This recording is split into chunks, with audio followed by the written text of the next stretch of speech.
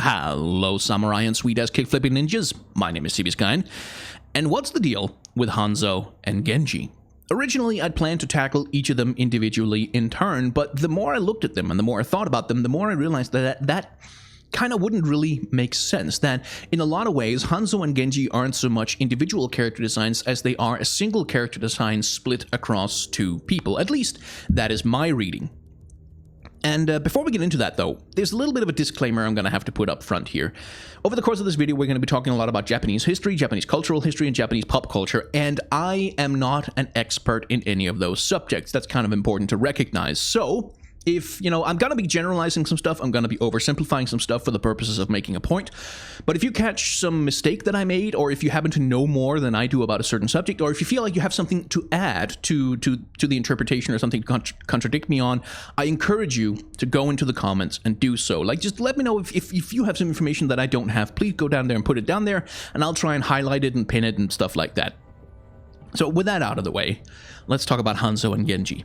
Hanzo and Genji are the children of the scions of the Shimada clan. They're the children of the leader of the Shimada clan, which is, in the Overwatch universe, essentially the stand-in for the Yakuza. They're a crime syndicate. They are, gun runners, drug smuggling, presumably prostitution as well, although that's never really confirmed within the lore. Bad people all around. And Hanzo is the elder brother, the sensible brother, the responsible brother, the one who cares about the family legacy, the one who cares about, preserving his family's honor and doing what is right by the clan. Genji is the exact opposite. He's the wastrel, the wayward son, the wayward brother, the kid who just wants to hang out and party and be a playboy, and who isn't really interested in crusty old traditions of some crusty old clan. He wants to live his own life. When their father passes, it falls to Hanzo to bring Genji back into the fold. He's commanded to do so by the elders of the Shimada clan, and it does not go well. They have a violent confrontation, and Hanzo kills his brother, or at least he thinks he does. Genji survives and is taken in by Overwatch, who want to use him as a resource, as an asset, to take down the Shimada clan, or at least to limit their power. They rebuild him into a cyborg ninja body, the one that you're seeing in the animated short right now. That work is primarily done by Overwatch's Dr. Ziegler, that is Mercy. And Genji takes to that task with, if not enthusiasm, then at the very least relentless efficiency. For his part, Hanzo cannot live with what he has done to his brother. He cannot live with the shame and the trauma, and he abandons the Shimada clan, abandons everything he's ever known, and goes to wander the world on his own. Genji does not exactly get over the trauma of the whole thing either without any trouble. After a time working with Blackwatch, he develops a massive crisis of identity. He cannot reconcile his own identity, his own feelings, his own soul with the ruined state of his body, at least in his mind. He cannot reconcile the machine part of him with what is still human, and he abandons Blackwatch and Overwatch and goes to wander the world as well. In time, he encounters the Omnic monk Senyara, who, with a lot of meditation and talk therapy and just, hanging out with him and helping Genji to come to terms with things, manages to bring Genji to a point where he can accept himself, where he can bring himself to, to a place of peace, to a place of self-acceptance, that he's not mired in self-hate and, confusion and fear and just unpleasantness. And Genji manages to come to a point of forgiveness for his brother and acceptance for himself. And that is where we meet the brothers in this animated short. Hanzo has made it a tradition on the day that, on the anniversaries of Genji's death, he will travel to the Shimada clan headquarters and light some incense and have a little ritual, a little ceremony in his brother's memory. This just as one more way that he's trying to seek redemption. Genji seeks him out, they have a confrontation, and Genji finally reveals who he is to his brother and forgives him for what happened between them in the past. Tells him that he has survived, that he has moved on, that he has found peace for himself, and now he wants his brother to do the same. Hanzo has some trouble accepting this, understandably, after having spent like the better part of a couple of decades probably just mired in self-hate and just despising himself and looking for redemption where there was none to find. And that's pretty much where the lore leaves us. Genji has forgiven Hanzo. Hanzo still struggles to forgive himself. The two of them still wander the world, trying to do right by themselves. Genji, I believe, is still affiliated with Overwatch. Like, he still helps them out on missions and stuff like that every once in a while. Hanzo's affiliation, for me at least, I'm not super aware specifically where he falls on the political spectrum, but I would imagine that he doesn't work with Talon if he can help it at all. So that's where the story leaves us. There's been some more developments, like in terms of exploring Genji's time with Blackwatch, and a few snapshots of Hanzo living his life in the aftermath of this animated short. But for the purposes of this video, those things are not super relevant. So that's the lore. Let's talk character design. Now, like I said, Genji and Hanzo are two halves of a whole, and in order to explore why that is, this is where we're going to have to start talking about Japanese history. And again, I'm going to be oversimplifying some stuff, because there's only so much one person can know about every subject that they talk about. So putting it very briefly, in the 1600s, I believe in the 1620s sometime, the Tokugawa shogunate in Japan makes a decision to close Japan off from foreign influences. This happens for a number of reasons, both like a long-standing historical animosity towards the mainland China and Korea, and indeed a lot of paranoia about, you know, outside influences corrupting the power of the shogunate and challenging the power of the emperor, but also, and more specifically, because of a huge fear of, you know, Christian influence. Like, there was some persecutions against Christians in Japan, let's put it like that.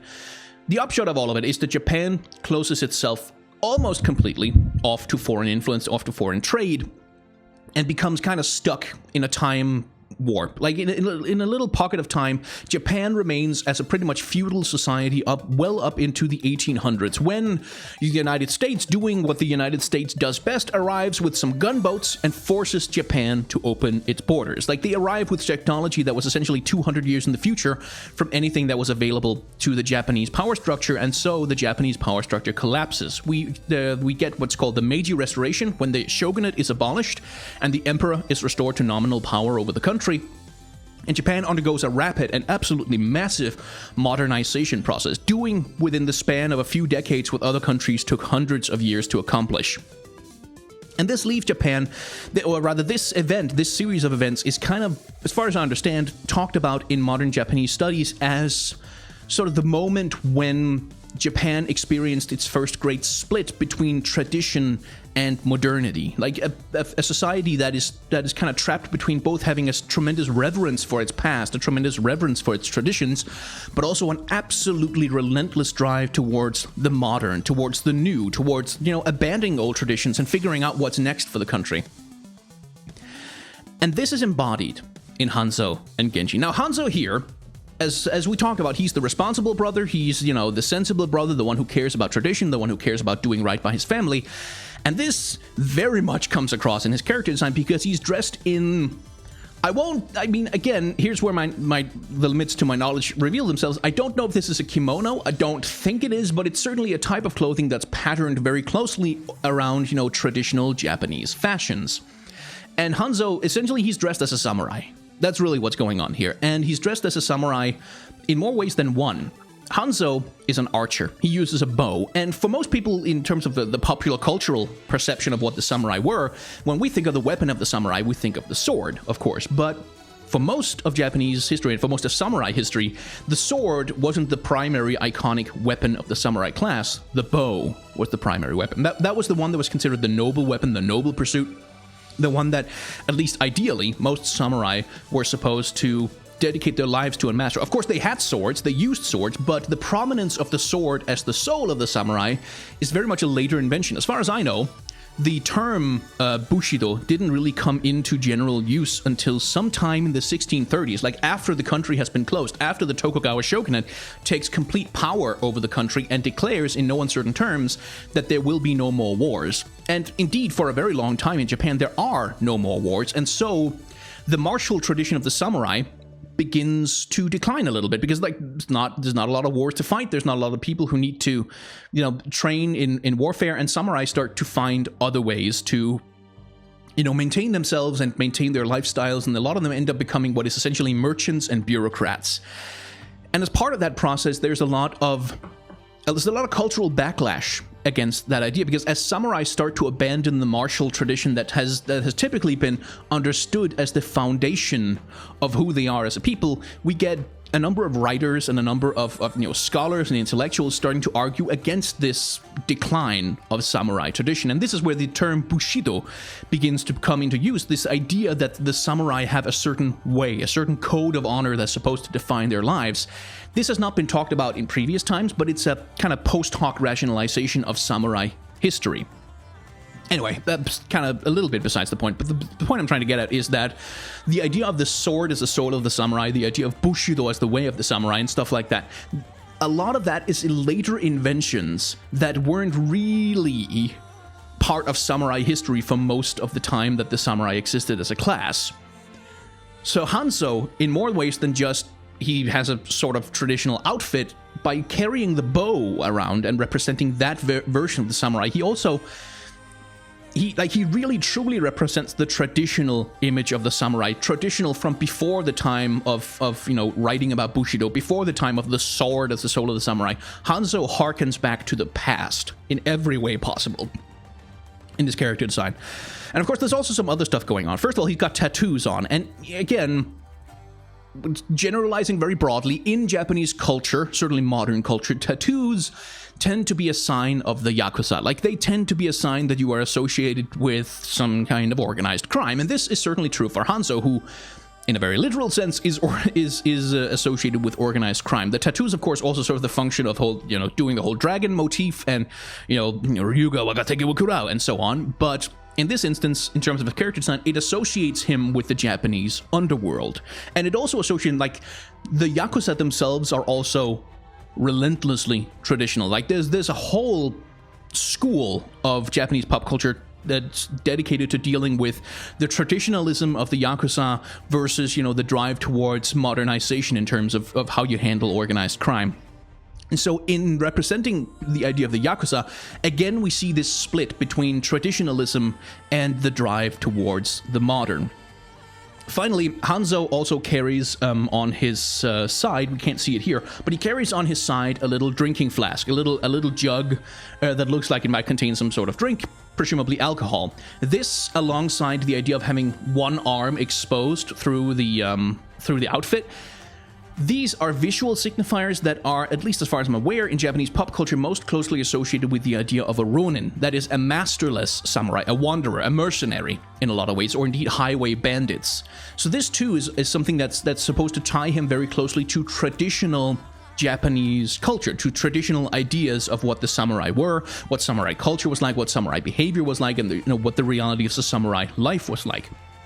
But he's not, of course, entirely medieval. In fact, as we can see, his shoes that he's wearing down here, these look distinctly sci-fi and modern, as indeed does his bow and his gauntlet, and the fact that he's wearing what looks like grenades on the belt around his waist. So there is a fusion in Hanzo of the traditional and the modern, but hearkening much more heavily towards the traditional, even to the point where his shoes, you see those little sort of metal things that are attached to the side, making them look a little bit like a type of shoe that's called a tabi, which is most closely associated with ninja in Japanese pop culture. But they're a type of shoe that has a split of the toes down the middle, and that's kind of implied by the shape of his boots that are going on here. Something else to notice about Hanzo is also this, the ribbon that he's got tied in his hair. That's gonna be important in just a second as we look at Genji.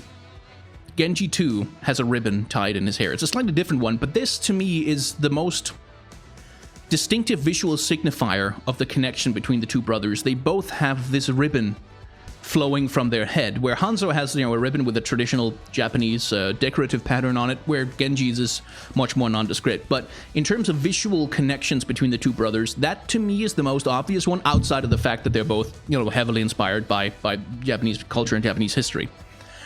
So, we've talked about how Hanzo, in most ways, embodies traditionalism in Japanese thought and in Japanese thinking. Genji, on the other hand, is much more an embodiment of the modern. First of all, because he's a robot cyborg ninja assassin. But here's the interesting thing about the ninja.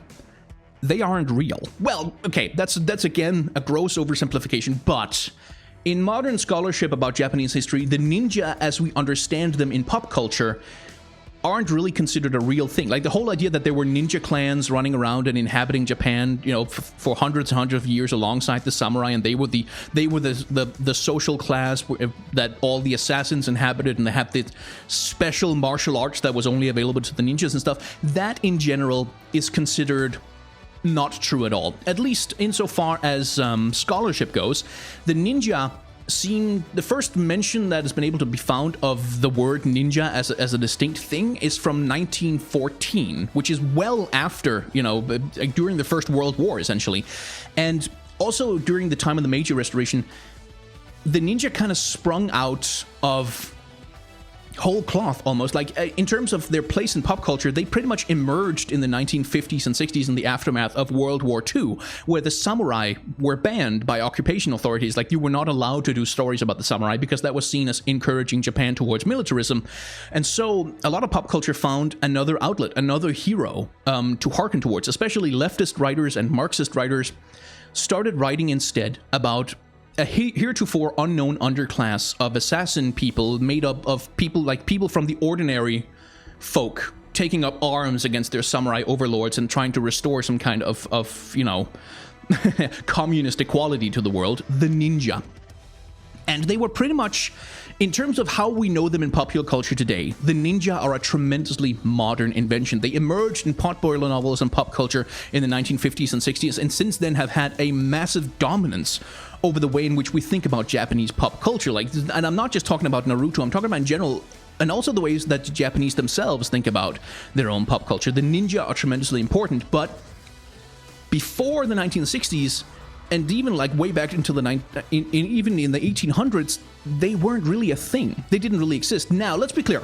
Assassins, spies, saboteurs, you know, seductresses, murderers of all kinds, people doing underhanded work of all kinds have always been part of Japanese history. And at certain times, there have been like guilds of assassins and groups of people who, you know, made their living working as saboteurs and spies and murderers and stuff like that. But the mistake that we make in popular reading, in modern readings of Japanese history, is to kind of take all of these very disparate things that just kind of happen normally and try to unify them into some sort of specialized class of people, like the ninja as this specialized class of people who existed as a pillar in Japanese, like as a thing that's been part of Japanese culture for hundreds of years. And this is not so much so. Assassins existed, spies existed, you know, murderers existed, you know, women who seduced people in order to gain information from them existed. All of the stuff that the ninja did mostly was done in Japan, but it was not done under the auspices of some unified ninja class. That is a modern invention. So isn't it interesting then that the traditional brother, the one who embodies sort of traditionalism in the idea, like Overwatch, this is something we should also stress. Overwatch is a game of archetypes and stereotypes. That's very much part of it. Like Overwatch is a game that kind of wants to have representatives of every nation in the world, sort of embodying some kind of national archetype, embodying some kind of national culture, and sort of expressing them as part of this grand, diverse project that is Overwatch as an IP, as a media franchise. And Hanzo and Genji are the ones who are supposed to embody the spirit, the soul, the idea of Japan. So isn't it interesting that Hanzo is the samurai? He's the one who harkens back to the good old days, who uses the most traditional weapon of the samurai, the bow, who wears the more traditional looking Japanese outfit, whereas Genji, not only does he use the sword that Hanzo does not, which again is a sword that's more modernly associated with the idea of Japanese martial culture, he's also embodied by an archetype that really didn't exist until the modern era. He embodies an idea, a cultural thing in Japan that really didn't exist in the same way that we think of it until a very modern time. And of course, he's a mecha. He's a mecha. Like, he's anime. Genji is anime in every sense of the word. He's a mecha. He's a cyborg ninja with a special glowy sword who can throw dragons around and do ninja stuff and climb up walls and disappear and all kinds of cool stuff. Genji is, in that sense, a complete embodiment of the modernity of Japan, the drive towards technological advancement. And this, too, is reflected in the way that the two brothers engage with each other, as indeed we see in the animated short. Hanzo is the one who is stuck in the past. Hanzo is the one who cannot forgive himself for what happened, who's trying to embody tradition, who has this tradition of going to the Shimada headquarters every year and lighting incense for his dead brother and, respecting tradition and hating himself and seeking redemption through some kind of wandering, like some kind of redemptive action. And Genji is the one who has let the past go, who has found peace with who he is now, who has found a way to be at peace with, Genji is someone who has modernity forced upon him in a very literal sense. Like, he's built into this modern sci-fi tech robot body. This is something that's grafted onto him surgically, and he finds a way to be at peace with that. He finds a way to be at peace with having this modernity attached to him pretty much against his will. By the way, you know who else had modernity attached to them kind of against their will? Japan, when they were opened forcibly by, American imperialists in the 1800s arriving with gunboats, forcing them into the modern era. And this is why I have trouble conceptualizing Genji and Hanzo as individual character designs, because everything about them, everything about the thematics that are at play, the ways in which they are supposed to embody Japan and Japanese culture as part of Overwatch, well, much like Japan is a country that's sort of stuck between two extremes, stuck between a reverence for the past and a tremendous identification with a past history and with tradition and with traditional culture. But then on the other hand, also a relentless, ceaseless drive towards modernity as a self-expression for the country. That's very much something that's part of at least how we think of Japan in modern times, is this country that is both at once traditional and tremendously conservative and unwilling to accept influence from outside of Japan itself, but also completely obsessed with technology, completely obsessed with modernity, completely obsessed with moving the needle forward, with discovering the next great thing. And it's remarkable to me how well Hanzo and Genji are kind of designed to take advantage of that split, of that disparity, with Genji embodying in every way modernity, and also embodying the idea of moving forward, of overcoming the past, of letting go of the things that once happened, the things that were once important, and moving into a modern era, a modern conception of the self, whereas Hanzo, both in dress and in the way that he behaves and in the thematics that are at play with his personality and his personal history, very much embodies being stuck in the past, looking backwards, like looking to the past for answers about the future, looking to the time when he almost killed his own brother as a defining moment of his identity, and never looking to what he might be as a man in the future. All of that comes together in a way that is honestly just, for me, really, really well executed. Now, all of this praise for how well all of this stuff embodies Japanese culture, let's just recognize some of the limitations of this approach, because like I said, Overwatch is a game of archetypes and stereotypes. Overwatch is a game of gross oversimplification and sometimes reductionism. And it is, while certainly even the Japanese sometimes like to think of themselves in terms of samurai history. It's really hard even for modern Japanese scholarship to disentangle Japanese history from samurai history. They are very much an embodiment of the soul of Japan, but that's not the only way to think about Japan.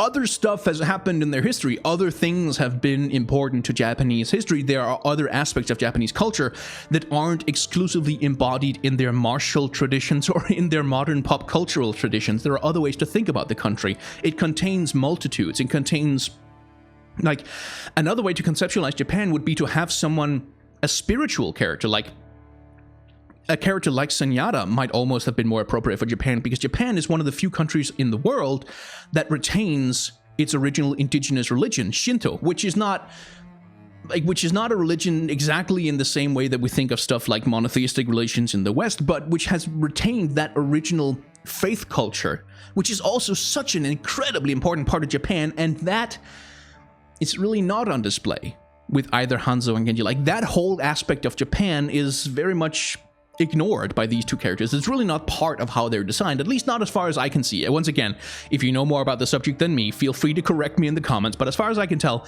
that aspect of Japanese culture is entirely ignored. And, civilian history of Japan is also very much ignored in the ways in which Hanzo and Genji are designed. And this is the trouble, always the trouble, with designing characters who are supposed to within, you know, a few character designs embody the whole of what a nation is from a historical and cultural perspective. You literally can't do it. And what you're always going to end up with is stereotypes. And now those stereotypes can be positive, those stereotypes can be negative, but they can never ever be exhaustive. Like, they can never fully embody the whole of what they're supposed to contain, much as Hanzo and Genji do a good job of embodying the, you know, the cultural split in Japanese culture and the history of Japanese culture. They don't contain all of it. They leave a lot of stuff out, and they play into certain pop cultural stereotypes about Japan that, oh, Japan, that's that country with all the samurai and the ninja, right? That's the thing that's important about Japan. That's the thing we care about. Oh, Japan, the Yakuza. Yeah, that's what Japan is about. It's about all the underworld murderers and gun runners and stuff like that. Like, that's the trouble, is you can't ever design a character who embodies a nation fully. And that's always a problem, but it's especially a problem when it comes to countries that have traditionally been colonized. That's when, from a cultural perspective, you have to be really careful about which stereotypes you perpetuate, because sometimes there's a history to them that you really don't want to play into, a history of perception that you really don't want to empower.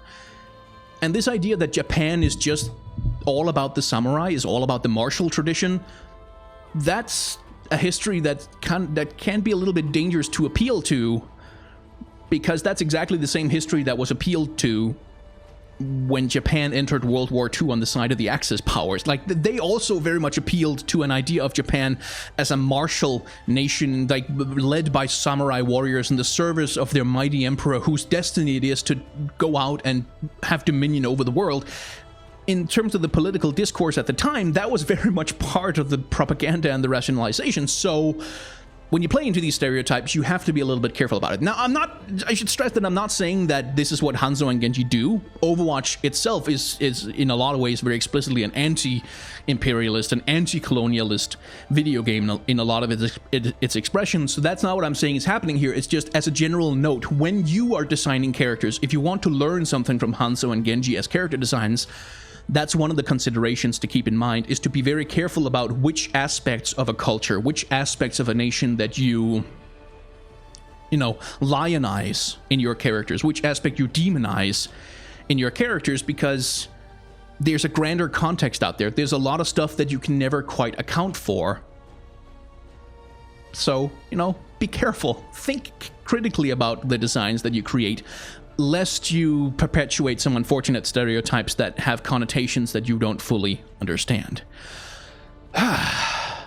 Anyway, this was a slightly different kind of what's the deal video. We went a lot into like real world politics, real world history, and real world embodiments of stuff like that. That's not something I've covered so much, I think, before in this channel. I'm a little bit nervous about it because like, I tried to do my research. I tried to be careful about exactly what I'm saying in this video, but I'm sure I've gotten a lot of stuff wrong. So if you watched this video and it's been up for a while, feel free, you should really go and check out the comments. Make sure that, you know, if there's something down there, some corrections, some important information that I missed, you should really go down there and see if you can't find it. I'm going to try my best to highlight the good comments, the stuff that holds me up on stuff that I got wrong. If you've enjoyed this video, you should feel very free to leave a like down below. You can comment on the video as well, just to say, hey, that was a nice video. I liked it. I appreciate those. Those are very nice. And you can also subscribe to the channel if you want to see more videos like this, or more videos that are not like this, because I do different kinds of, some of the videos aren't, anyway. And if you didn't like the video, if you think I was talking up my ass the whole time, or if I was completely wrong and you don't like it, there's a dislike button down below as well, which you can click on. But I should warn you that the dislike button is the scion of a very powerful clan of criminals in the country where I live, in Denmark, the Viking Mafia. And any offense towards the dislike button, if you click on it in the wrong way, or if you click on it in a way that it does not like, well, it might trigger a bit of a blood vendetta against you and your entire family, which I will attempt to mollify him. I will attempt to mollify him with sacrifices to the All-Father, and to, you know, by paying blood money in your name to appeal to him. But unfortunately, I'm not a very wealthy person, so if too many people click the dislike button, I will not be able to hold their rage at bay. Unless, of course, someone donates to my Patreon. If my Patreon grew a little bit, then certainly I could have more money to pay off the evil Viking mobsters who are protecting my dislike button from clicks. So, you know, if you want to click the dislike button, maybe consider donating to my Patreon as well. Good lord, this was a stupid outro. Thank you very much for watching.